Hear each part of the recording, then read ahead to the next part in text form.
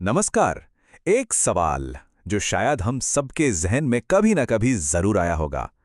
Titanic इतना मशहूर जहाज, लेकिन इतने सालों से समंदर के नीचे ही क्यों है? उसे बाहर क्यों नहीं निकाला गया? चलिए आज इसी गहरे राज से पर्दा उठाते हैं। हाँ बिल्कुल, ये सवाल तो लाजमी है।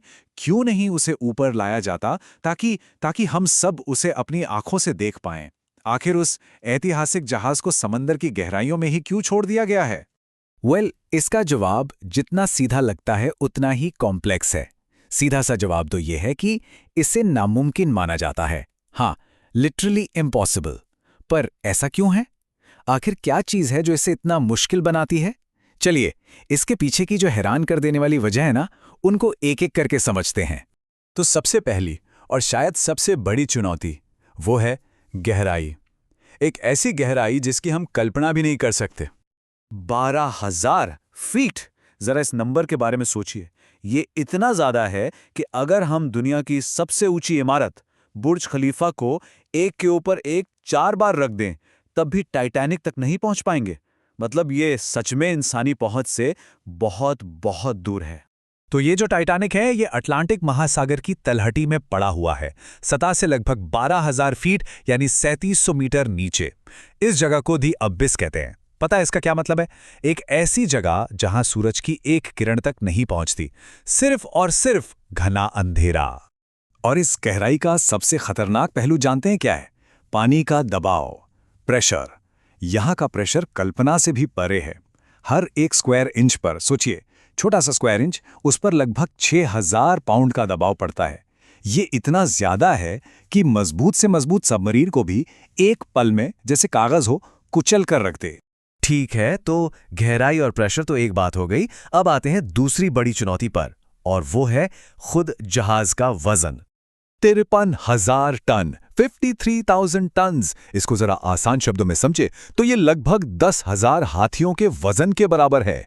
सोच सकते हैं, एक विशालकाय आंकड़ा है ये। तो ये जहाज सिर्फ भारी नहीं है, ये एक विशाल संरचना है।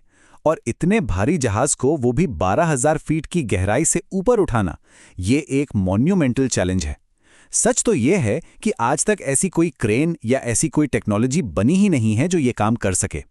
इंजीनियरिंग के हिसाब से ये लगभग असंभव है। ओके, तो गहराई है, वजन है।